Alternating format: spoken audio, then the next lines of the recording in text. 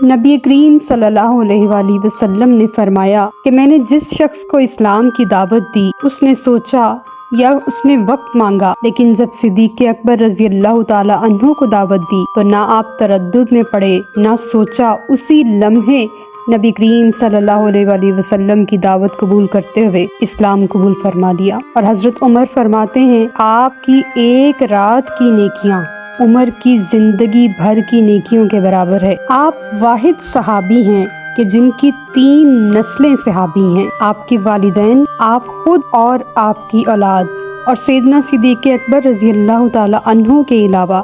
یہ اعزاز کسی صحابی کو حاصل نہیں۔ حضور نے فرمایا میری